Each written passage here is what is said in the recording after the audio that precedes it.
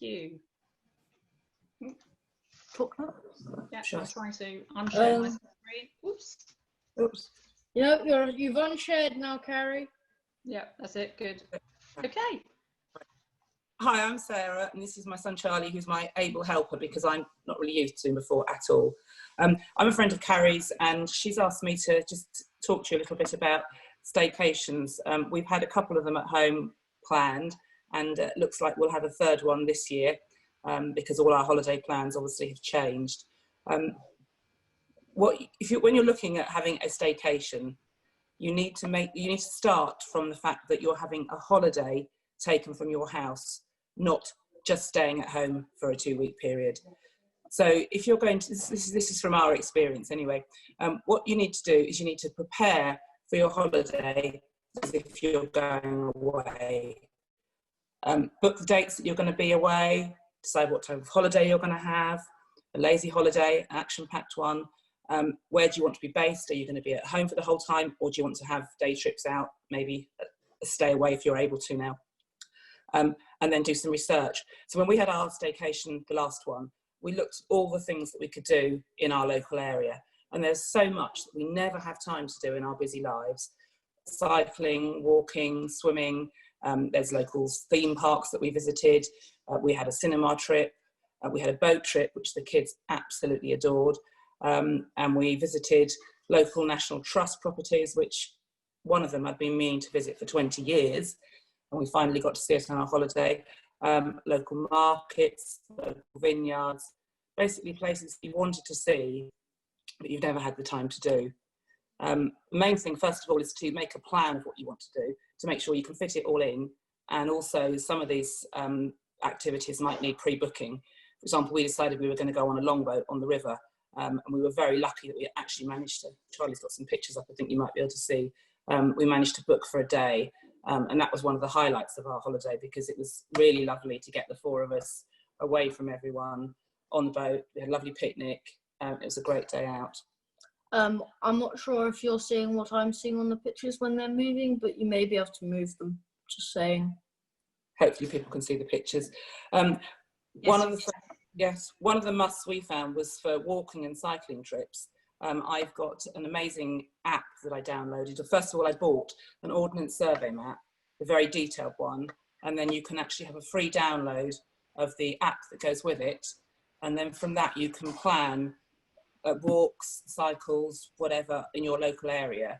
And not only can you plan routes, but you can also use it if you're going out for a walk and you get lost, you can get the app out, it'll tell you exactly where you are and you can trace your way home. You can also make sure that you're not walking on people's land and you are sticking to footpaths and bridleways.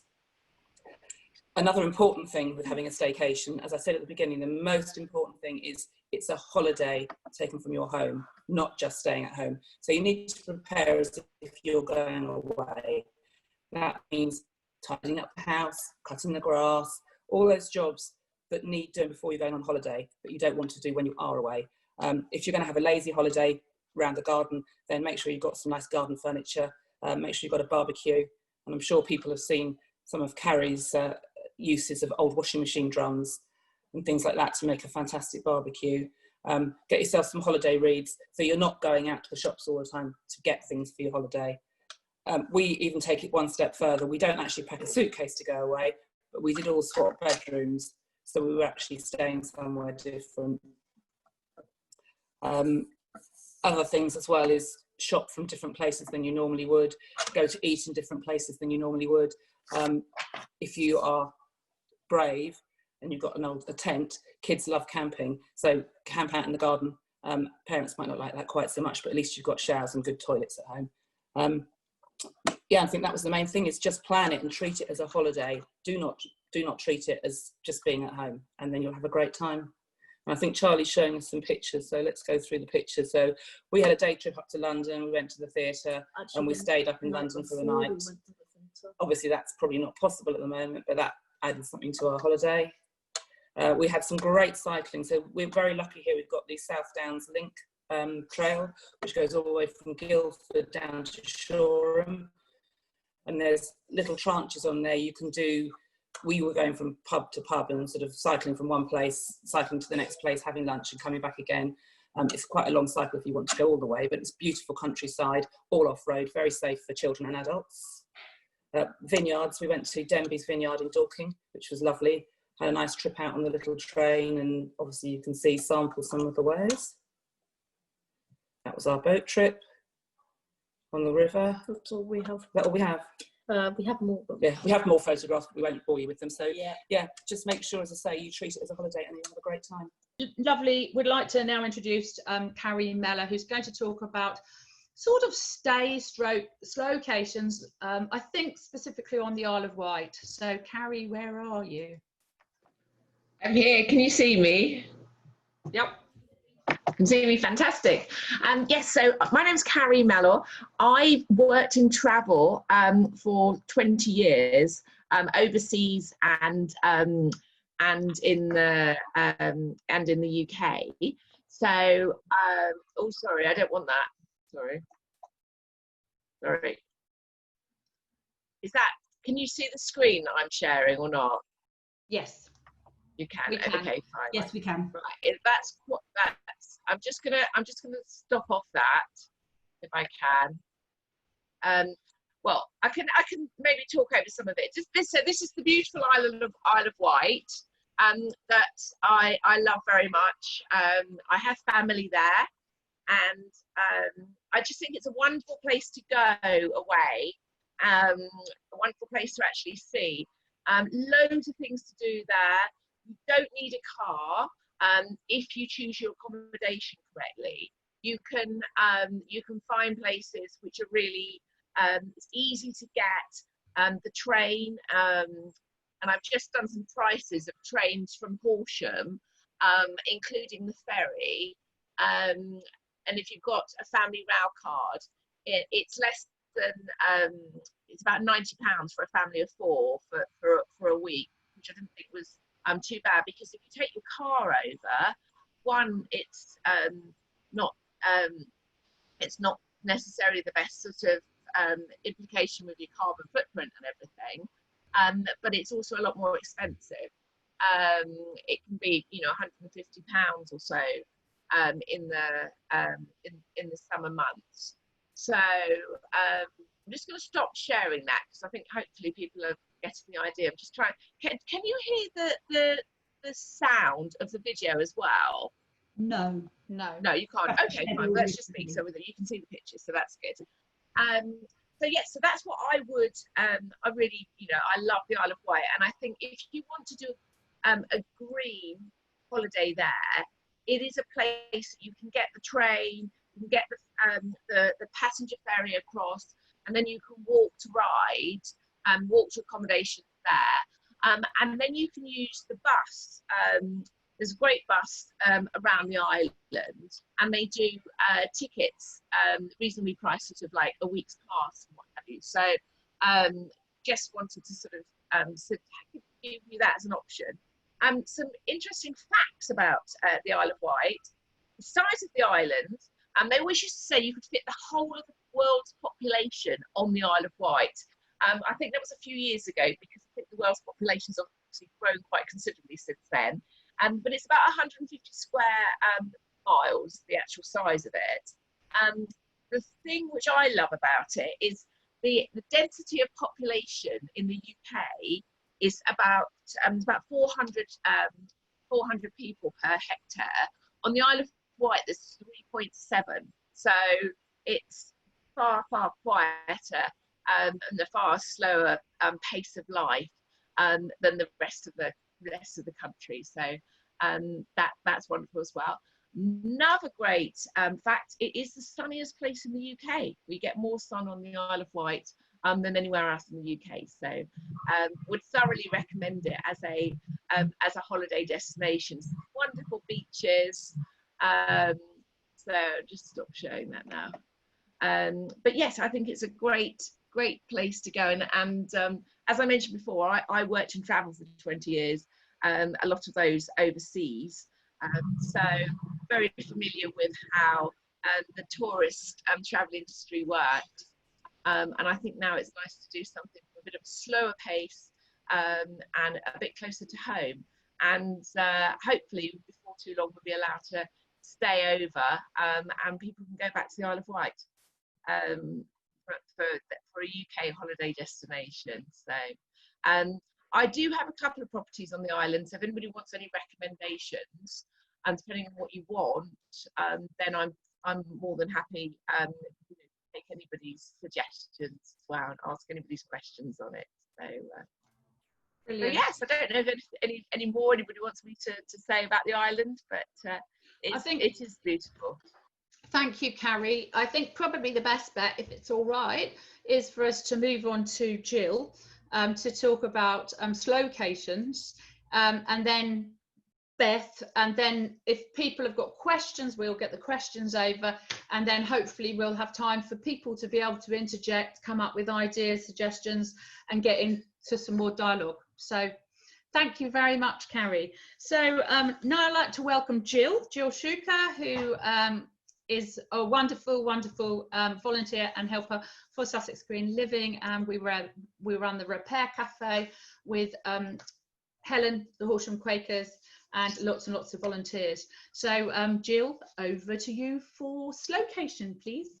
Thank you very much, Carrie. Nice to be here, and thank you, Carrie, and to the previous speakers about staycations, really.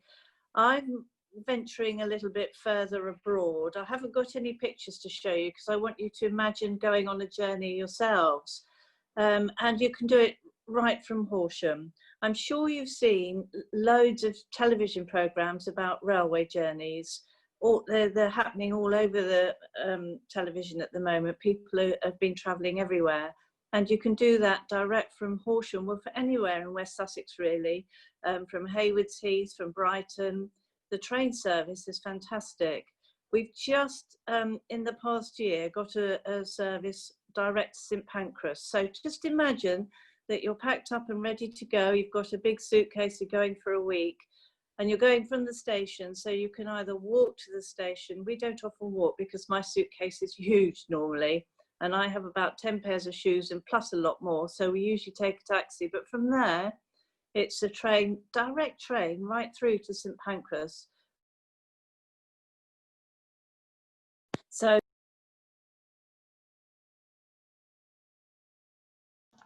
Jill, we've lost your sound, Jill. Jill, you've gone on mute. Yep, sorry. Yeah, my mum is trying to FaceTime me. Why would you? And I did tell her that I would be engaged, but there you go. Mums don't listen. So from St Pancras, you can get on Eurostar through the tunnel in no time at all. And just imagine that we're going to Spain. You get to Lille, you can change there. And usually it's about a wait of an hour or so. And then on a TGV straight down to Barcelona. Now you've been on 4 trains, you've been through 2 countries, and you're into a third and you don't know. It's a very, very nice way to travel. You arrive in the middle of a city. You're not unlike an aircraft or an airport where you're usually dumped on the outside of a city and you have to get a train or a taxi indeed into the centre of town. You arrive right in the middle and there's life going on all around you. To do a city visit, it's a wonderful way of getting right into the city. We've been to quite a number of countries on the train. We've been through to Budapest, we've been down to Italy, down to the bottom of Spain, Malaga and Marbella, and we've even been to Crete on the train. We went right down to the bottom of Italy, across on a boat into Greece, and then another ferry across to Crete. And it's just such a lovely, gentle way to travel. The only possibly downside is that it is more expensive than an aeroplane, and it takes longer, of course. But I always feel that it's a little bit odd to get on an aeroplane in one destination and get off at another, and you're in a total different country, different weather, different temperature. With a train, because you're traveling that little bit slower, you become more acclimatized to where you are going, and you really realize that you are actually traveling rather than being in a metal box up in the sky. I'd recommend a very, very good website called Seat 61, written by a man who used to ride on Seat 61 on the Eurostar and found it was the best seat. He's got loads of different options that you can take all over, in fact, the world. I think you can get to Japan on a train now, going across the Great Siberian Railway. So really, the world is your lobster, I think. And that's me. Thank you. Thank you very much, Jill. That was absolutely brilliant. And that sort of introduces us to the thought of traveling a little bit further afield. And just before I hand over to Beth, I just want to share a slide with you and say a word. I'm not going to, can you see my slide? Right, hold on, just 1 second. Just, yes, it's up. Is it? Okay, so you can see it now, yep? Okay. Yep. So we want to be really positive, and all of the Horsham Climate Cafe sessions are really focusing on the actions that we can take and, you know, the positive things that we can do. But I thought, I was going to say this at the beginning, but this is probably a good moment before I hand over to Beth. I thought it was really important to say, we all know we're in a health crisis at the moment. We all know that actually that's leading and led us into an economic crisis. But what's not on the news at the moment is that we are in a climate crisis. We are in climate breakdown. Last year saw the biggest movement the world has ever seen, and it was the climate change movement. But since COVID, really very little about it has been said. The situation we find ourselves in is just abysmal. We know it is. But what we have to remember is that here and now, one crisis is addressing another. The COVID crisis is addressing the climate crisis. Not good, no one wanted it. But just look at this slide, shared with me this morning by Alan Sloan from Ireland, who was part of Horsham Transition. And just think about it, the staycation, staying at home, or maybe actually house sharing with someone nearby or someone in another county, house swapping, taking over each other's homes. If it's a family in the current circumstances with COVID, if it's a family that you're happy with, swap homes, stay at home, do the sort of holidays Sarah's talking about. You know, that. Harry, the slides obscured slightly, sorry. Are they? Can you see the slides? Oh, okay. There we go. Is that better? Yep. Yeah. So basically, the staycation is obviously environmentally the best. We know with the COVID crisis, the airline industry has taken a real hit. To be honest, it had to. It needed to. We had to do something. We couldn't expand the airports. We need to stop flying. So really delighted that Sarah has spoken about the staycation, Jill about the SlowCation with using the public transport, and Carrie. Now, Beth has got a really important message about ethical travel. I'm going to hand over to Beth at this point, but I'll share it with you, but it's just looking at really the energy use for different methods of transport. And that's the point. The climate crisis hasn't gone away, so we have to remember it. But Beth is now going to talk to you about ethical travel, which does require transportation. So Beth, I'm going to shut up now and hand over to you and stop slide share. There you go. Before I start, Carrie, I would love it later on or at some point if you could send me a copy of that slide. That'd be great. Oh, she's on. Okay. We'll do after this. We'll do a blog with the sort of main lessons learned, and I'll include that slide and I'll share it with everyone. Yeah, that'd be really interesting. Thank you. Okay, well, thank you very much for inviting me to talk. My name is Beth Richardson. I'm actually a PR consultant by trade, but I was born and grew up overseas, and so travel has been a big part of my life. But at the same time, I'm also passionate about the environment, so it's trying to find that balance between the two. We've also actually set up a foundation through my husband's business that encourages corporate volunteers to get involved in projects, both here in the UK, but actually probably our main one is overseas. So that requires obviously an annual return flight, currently to Kenya. So I'll explain a little bit later on about what I try and do and encourage other people to do to help compensate for that. But obviously, you know, movement restrictions are still in place, and it's hard to imagine what the world of travel will look like after the pandemic. I think we can say with certainty that you know, that things are going to be different. Some people are desperate to get away, and the circumstances will dictate a lot of what they wish to do. So, for example, there's a lot of suggestion that will be social distancing in airports, which will make queues longer, social distancing on planes, which will no doubt make airfares higher.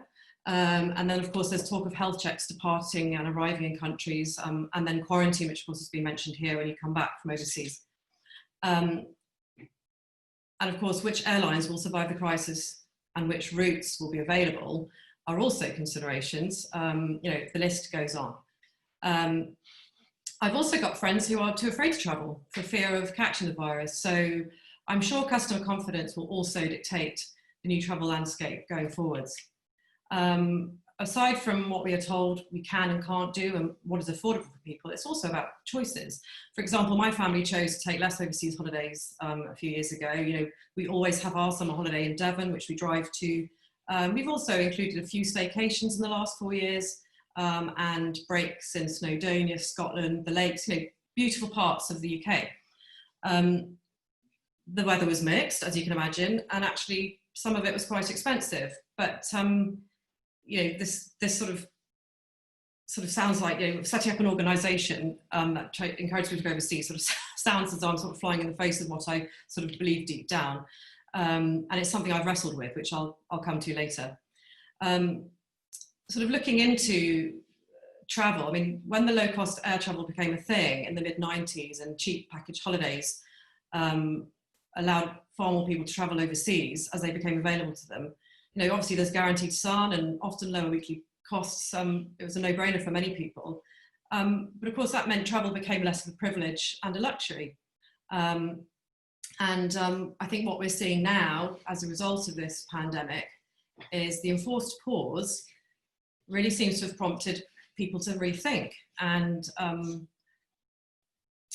in March to May, for example, the number of people searching online for sustainable living rose by over 4,500%, I learnt at a recent sustainability festival I was part of. And then more recently, research by Dyani, a management consulting firm, has stated that the pandemic has made 48% of consumers more aware of the environment. So, you know, so obviously this is a big thing. The business world obviously has proven a lot of work can be done remotely and meetings don't need to be face-to-face, certainly not all the time, just like we're doing now. So I imagine with this in mind, companies wishing to save costs following the pandemic, you know, will probably reduce their business travel, which of course is all great news for the environment. We've seen the positive impact of the lockdown on nature outside our windows and online. I've particularly enjoyed the footage of, you know, wild animals wandering through towns around the world. And what has struck me is how quickly nature reclaims and sort of recovers. I sort of not wanting to take away, the point I really must make is I don't want to take anything away from the suffering and sacrifice obviously people have made or have endured, I should say, during the pandemic. But I do think we have a golden opportunity to rethink and reset, and for travellers to really make their travel count. I believe and hope that many people will make more choices based on ethical and sustainable considerations than ever before. We all have different priorities, of course. Thinking about my own experiences, I grew up overseas, happened to be mainly in Africa. So I knew when we were looking at an ethical holiday 4 years ago for my family, I wanted to go to Africa. The kids wanted to go. They've heard all my stories and seen my photos. I also love Kenya. I had volunteered there on my own as an adult. It's a beautiful country. I felt safe. and the people are lovely. So, you know, that was a big sort of, these were big factors for me. We also looked into which company we're going to travel with, of course, and we chose a company called Camps International because they specialise in school expeditions. So I knew they would accommodate the children, who were 8 and 9 at the time. They also adopt environmentally friendly practices in their camps. So, for example, they have a ban on single-use plastic. Their projects are aligned with the UN Sustainable Development Goals. And there were other things, you know, that were important to us. So, you know, they were the real deal for us. There's no greenwashing, in other words. It was important to us that they support local, you know, they partner with local people to create initiatives and benefit the local communities. They are a social enterprise that, in our minds, put their money where their mouth was through their own charity, which they run alongside their business. You know, we as consumers, we wanted to know that the local community was benefiting from the money we spent to go. You know, I can go into more detail about what we actually did if you want, but in a nutshell, we chose a company that ticked the boxes for our priorities. These obviously will be different for different people. As it turned out, volunteering for us as a family in that environment was very special. And the impacts it had on the children, I could, you know, that could be a whole other talk, to be honest. But it was an wanted when we got home to continue supporting the companies the communities we had met. So we set up a foundation to do exactly that. And informally, we started with family volunteering groups on an annual basis. But actually the foundation is about encouraging the corporates to get involved, to be honest. I'm just going to show you a picture. That's good. Share screen. Right. Share my bottom round. And then go to. Okay, can you see that okay? Go to the slideshow. Oh, hang on, sorry, bear with me a minute. There we go. So this is, I'm obviously, the emphasis for me is on Kenya really, because this is my most recent experience. But just looking at this picture, this is Dyani Beach in Kenya, which is a well-known beach. It has the local people are totally dependent on tourism. It's also an area with a huge amount of biodiversity. So it's a breeding ground for sharks and rays off the coast. There are multiple marine parks along this coastline. There are also there's some ancient forest inland too, which is under threat. But you can volunteer in very, very beautiful places. By going to a place like this, obviously you're helping the livelihoods of the local people.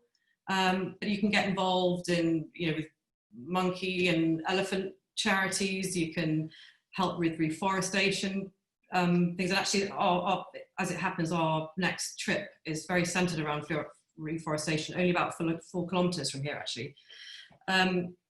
So it's it's a beautiful place that attracts a lot of tourism, which actually has been killed overnight currently because of the obviously because of the pandemic. Right. This one of the other reasons this area is special is because actually it's probably about the only place in the world you can see the biggest fish in the sea and the largest land animal probably within the same half a day, which is obviously fantastic if you love animals and wildlife. The coastline of Kenya is a big migration route for these sharks. So there's also an organisation that organises trips to fund the conservation of sharks and rays along here as well. So if you go to a place like this, you can be in a beautiful place, still do a lot of good, get a lot of bang for your buck, as it were, but also quite crucially help fund some stuff in the local community, which is obviously, oh God, sorry, gone too far. How do I get out of here? Escape, sorry. Right. Stop screen share. Sorry, excuse me a minute. How do I stop this? You are, sorry. Okay. Right. Can you see me again now? Yeah. I don't know. So yeah, the other thing that's probably quite important to say at this stage. Am I sharing my? No. Okay. There's actually a lot of these volunteering projects are outside as well, which, I mean, we've always enjoyed that, but one of the things I hadn't really thought about until now actually is that it's probably going to become a massive consideration for people, you know, traveling. People are going to want to be outdoors and away from other people as much as they can.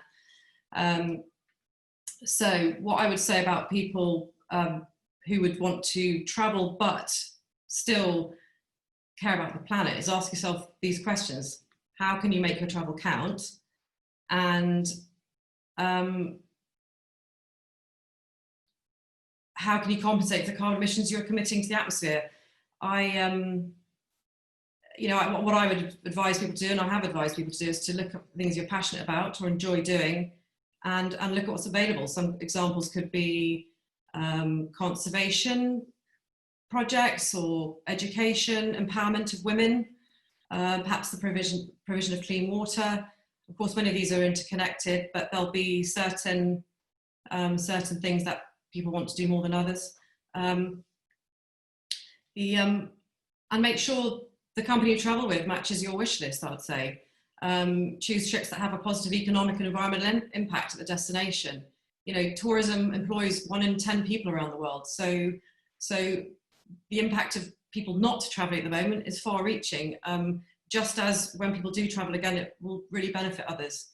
You know, and actually volunteering does you good. It always sounds really cheesy when I say it, but there's this fantastic booklet, which I was just going to hold up, by the Mental Health Foundation, which sort of explains about how, you know, people can benefit from volunteering, as well as the people at the other end of on these trips. As far as how you can compensate for carbon emissions, once again, it'll come down to your priorities. I mean, looking at airlines, you know, it may be important to you that the airlines are at the forefront of renewable energy research, or prioritise staff well-being. Other questions could be, how fuel efficient are they? What do they do with their waste from flights? And are they signed up to carbon offsetting schemes and so on? You know, some airlines are. And then, of course, at the destination, there are other questions you can ask. Similar questions about the accommodation. You're staying in a 5-star hotel, obviously emits far more carbon than in a tent, for example. Tree planting is an obvious solution to trying to combat carbon emissions, but of course trees can take decades to grow. So there are some more immediate things you can do as well, and some of the considerations we have looked at and have already adopted could be using the car less, recycling and upcycling, composting, don't buy new clothes, using sort of eco-friendly skin care and household cleaning products, reducing plastic, perhaps having a Churros bank account or renewable energy company instead, and then reducing red meat for you and your pets. Actually, that's something I've been working on quite a lot recently, using Yora dog food, for example, which is maggot based, I think. And then environmentally friendly investments. And actually, I've also bought a couple of books recently to help me sort of on my sort of sustainable journey. This is really good.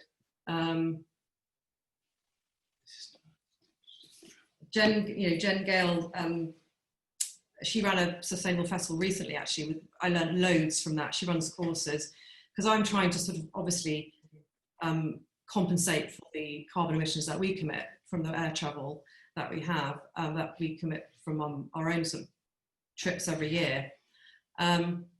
There's also a new app. Well, actually, it's a mobile first website. I'm not quite sure what the difference is as well, which I am going to share with you.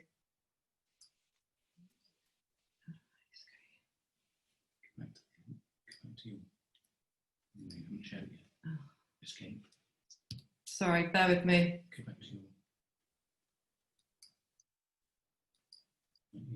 Share screen. Right, here we go. There we go. Sorry, bear with me a second. Right hand corner, bottom right hand corner, blue button. That's it. Now go to the slideshow. Now. Slideshow. That's it.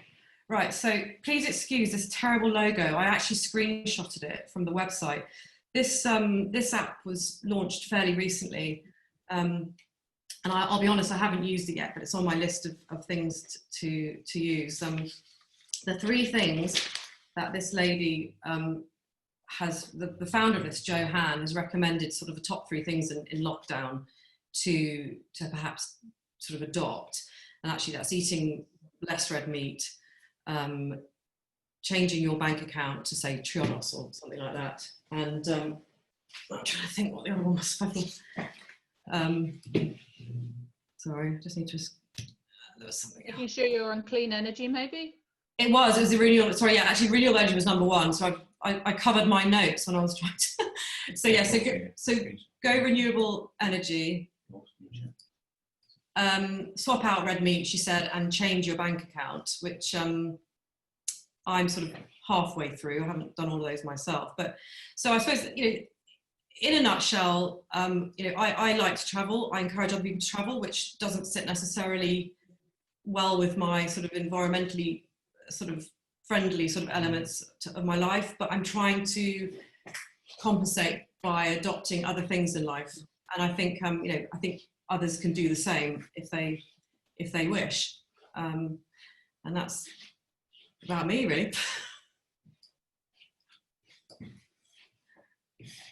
Right, brilliant. Thanks for that, Beth, and thank you for everyone else that came on and talked to us as well. I thought there was some really brilliant ideas there, and so many ones that I had never come across or thought of myself. I feel like I'm swimming with new ideas now.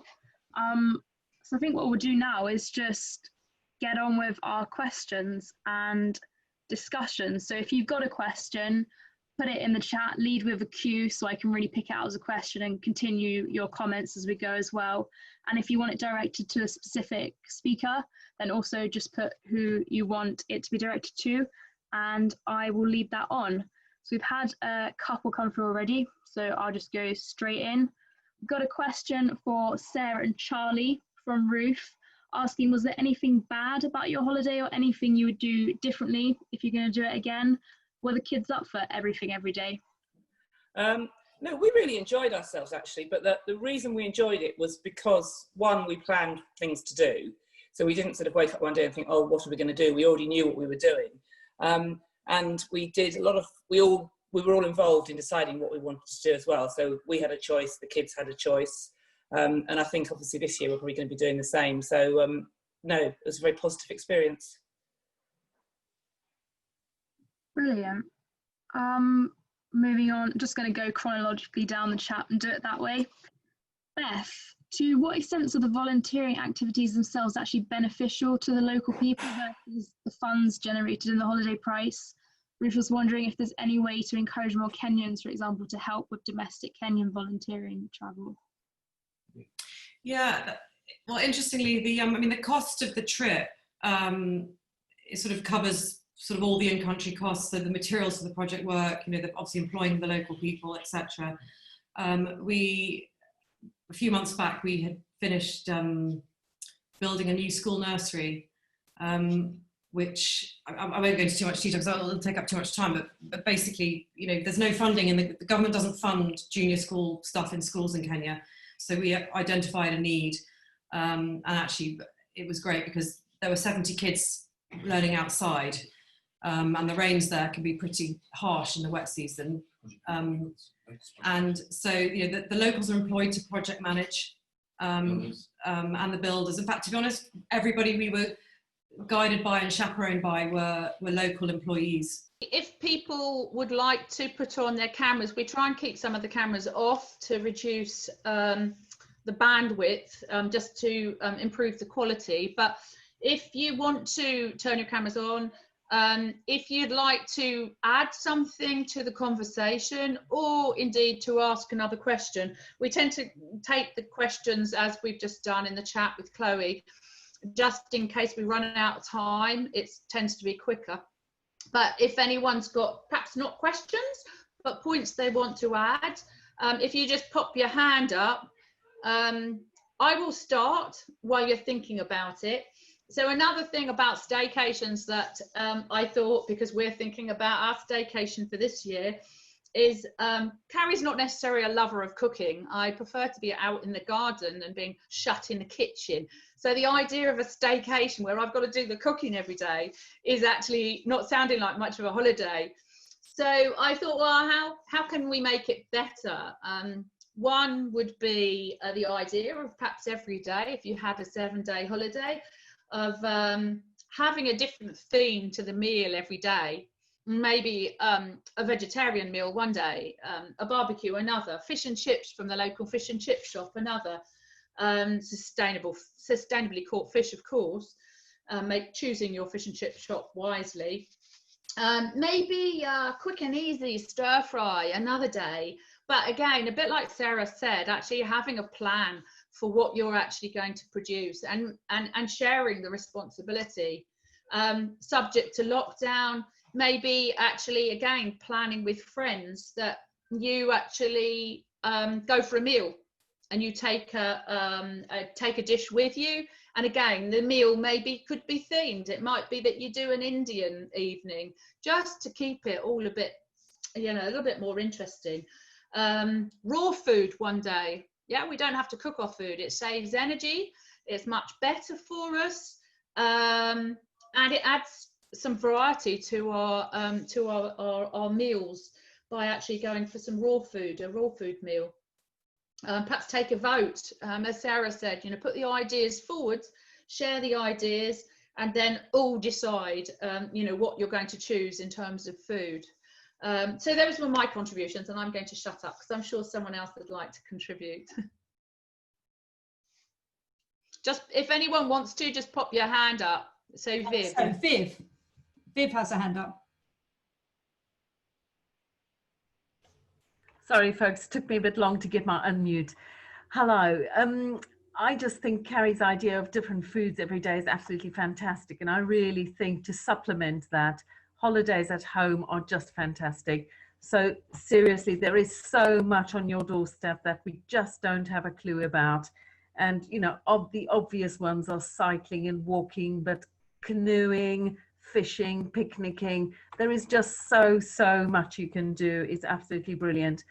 And then can I say, you know, photography, you can organize some moth traps, some bird surveys, glowworm surveys, 10 o'clock at night, go and check your back gardens. You know, there is just so many things you could do at home, in and around your home, within literally a few miles of where you live, and you will be gobsmacked at the stuff you discover really on your doorstep. You know, also, for example, what I think is quite nice is get yourself a project.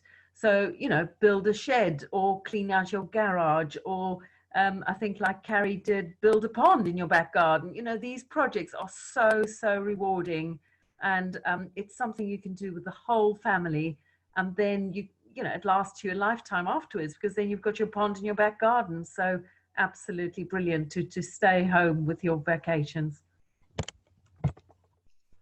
And someone else can speak, but there is also, running along those same lines, I've actually become a member of it, but I haven't actually really used it. Someone told me the other day there's a Facebook page called Hidden Sussex, and if you actually join it, what I was told is literally like in Pulborough, behind the White Horse in Pulborough, there are some caves. Now, you'd never know they were there. Never would you know they were there.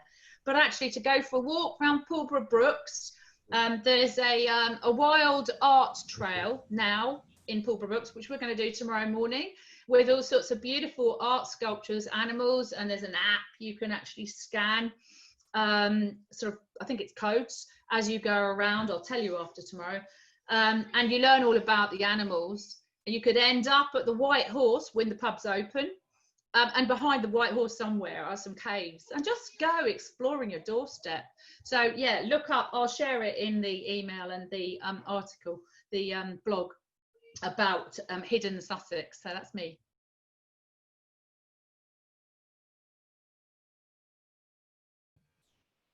if nobody else, oh gosh, there's still people joining us, dear. Right, I'm doing.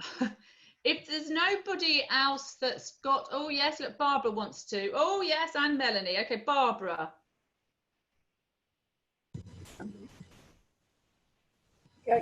Following on from what Viv was saying, was about there's quite a lot of conservation organisations that haven't been able to do their usual biological recording, and they're calling on people to actually, when they go out on their walks and so on, to count butterflies or bumblebees or whatever. And that's something else that you could get involved in. Also, I was a member of the Hayward's Heath Society. We produced a walk around the town. Again, looking at the historical places to go. So it's looking at your local history society if you want to get more interested in it. And the cooking, I think it's quite nice if you had a group of you that were going to have a staycation. So you might be having all at the same time in your own homes, but then you could perhaps have different themed food, and perhaps one family could produce food one day and another family could produce food the other day. And make a celebration of it and have a community feast. Yes, lovely idea. And eat slowly. Thank the environment for the food. Smell the food, appreciate the food. So often we're in too much of a hurry and we just gulp it down. It's gone, we're fed, we're refueled, and off we go. But yeah, make it a celebration, make it seasonal, make it local, grow it in the garden, all these things. So sorry, Melanie, you were wanting to, speak.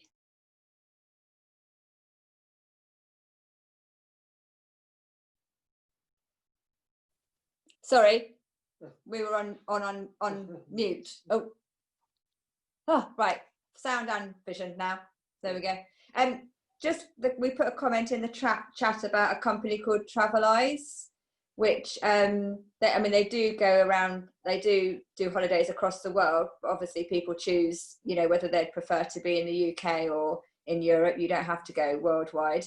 But they take holidays for vision impaired, blind and partially sighted people, and sighted people. So we went as sighted guides, and so you help the vision impaired people to explore their environment. So they do city breaks, they do walking breaks, cycling breaks, and it's just a really rewarding experience.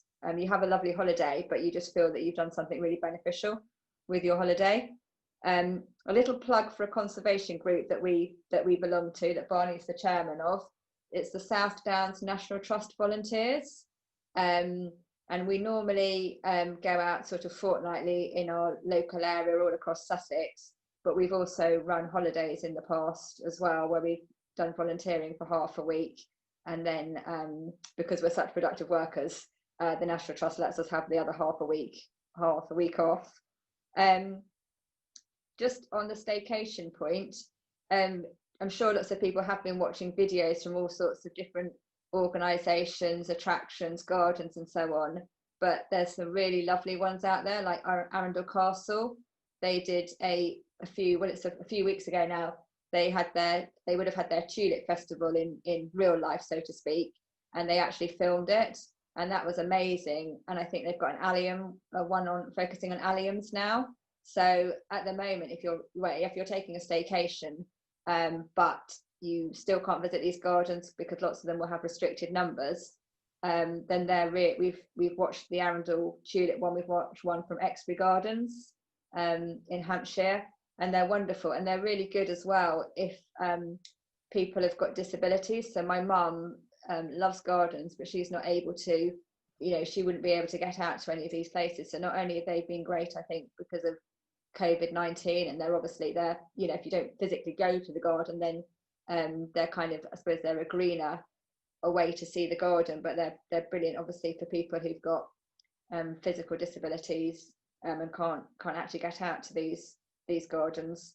And just to say that one of our best holidays was a few years ago when we were both living in Burgess Hill, and we went to the far-flung reaches of Arundel, for a week. So you don't have to go very far at all. That was us.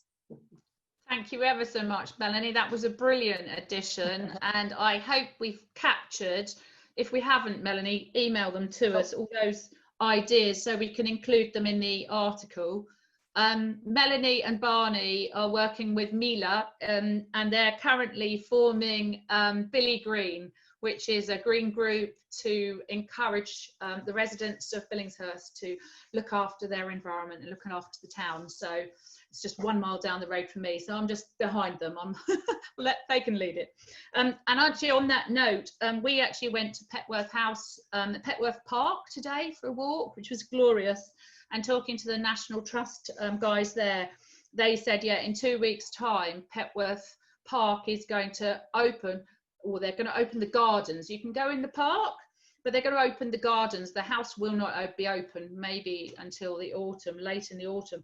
But a point to bear in mind, if you're going to do a staycation and go to some of these places, they said that obviously only 30% of their normal attendees will be able to go in to the gardens, and it will be on a strictly booking basis. So as Melanie was saying, there are lots of wonderful, wonderful places. You need to get yourself organised if you do want to go and visit gardens and places because of the restrictions, but otherwise these online festivals would be great. So was anyone else like to add? Okay. Oh, is that Melanie putting her hand up again, or Melanie hand up? You're on mute. No, we've got an iPad, so I have to move it to chat. Oh. I'm responding to a chat, sorry. Beth wants to say something. Beth? So just really quickly, I was just picking up on what Barbara said just now, actually. I haven't got all of them to hand, but some of these sort of nature identification apps that you can download, many of which are for free, are actually sort of contributing to like an informal census on whatever animal you're looking at. So I think the Butterfly Conservation Charity from memory is one that by clicking what you see and identifying it, you're actually contributing to sort of population counts and stuff. It was one of those ones, Carrie, that it was one of those blogs I was going to write that I haven't done yet with all the apps listed. So I'll do that and I'll include it. But it's just picking up on that. Thank you. I don't know. Yes, I've actually got a on that note a Collins bird guide, which I've got on my phone, which is absolutely brilliant. Yeah, it helps you with lots of pictures of the male and the female, the sound, little videos of them, and it's really, really fun to actually use. I don't know whether, Viv, you're going to add anything, right, putting you on the spot in terms of the surveys, the Sussex Wildlife Trust. I know Tony's hiding in the background. Come on, President of Sussex Wildlife Trust, come and talk to us, please. Surveys and getting involved with identification. Yeah, there's all sorts of things going on in different sorts of places. It's a job to know how to feed in, because there is a the Sussex Biodiversity Record Centre is the kind of centre for all sorts of surveyors around the county. So that's a good place to start if you're thinking of doing biological surveys. So there's things there, but there's specific areas as well, like the Knepp Estate has volunteer surveyors, all sorts of things you could do along there. Yes, there's a lot going on. Oh, and local natural history groups form up in different areas. Quite often individual villages have their own kind of natural history society or conservation group that do surveys. And I think increasingly what we'll find is that individual villages, neighbourhoods, parishes will want to do their own biodiversity maps, for example, which would be a brilliant way to start to learn about your own patch. The first thing to start with is understand your environment, and the understanding your local biodiversity is what you ought to be doing. So yeah, there's a lot to do. Thank you very much, Tony. So yeah, there we go. There's something to add to your staycation to make it fun, to learn, to help to share the things that are going on. Simon has 2 books up. We can't see the titles though, so you'll have to, one's Butterflies, Observer's Book of Butterflies. God, this is like an eyesight test. I've no idea. Something to do with moths. Yeah, okay. Can you just put it on the chat, Simon? Yeah, it's a book of moths, which I've had for a very, very long time. But it's quite interesting to look at them and see what you can find. And all the butterflies this year have been really, really good. I'm really pleased to see lots of blues and all sorts of stuff in my garden. So that keeps me busy. So, yeah. The butterflies of Sussex has come on the screen as well. Fantastic. Well, if you share these with us, any of these sites, apps, surveys, we will add it to the blog. We'll share it with you. We'll share it with other people.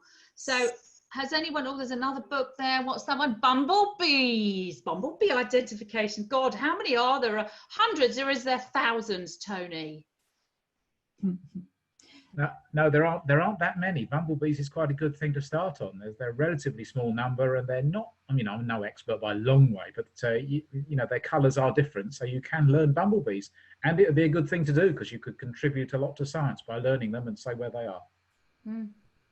So I think Earthwatch as well. I don't know, Beth and I have both been involved with Earthwatch, and they do all sorts of trips with purpose where you're actually citizen scientists.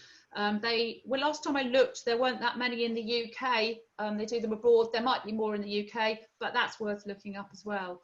So does anyone else wave if you've got something else you want to say or to add? Otherwise, we should probably do our wrap up. Yeah. So shall I share the slide with the information we were going to briefly talk about, Helen? Okay. Do you want to explain? Shall I just introduce? Yeah. I'll share and you explain the fundraising idea. So just before we let you go, thank you very much for joining, and I hope you found it a really interesting afternoon. We are going to actually just appeal directly to you for a project that we've got with Sussex Green Living. Most of you know that we have a huge recycling project going on at the moment. Well, have done for a few years. So the recycling hub that since 2012. Okay, thank you. Covers across the district now. There's satellite recycling hubs for single-use plastics. At the Quaker Meeting House where I'm based, we have a huge number of different bins collecting everything from coffee pods to toothpaste tubes to crisp packets to biscuit wrappers, a huge range of things.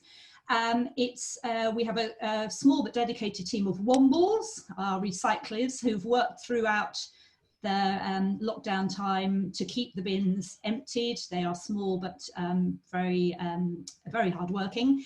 We've come to a stage where we absolutely need to expand the storage facility, and part of the bin collection that we have lives up at the Unitarian Church. The Unitarian Church have very, very kindly said that we can demolish an old shed that is on their site and build a newer, much bigger site shed to store the recycling between. It all has to be hand sorted, so we need places to store this.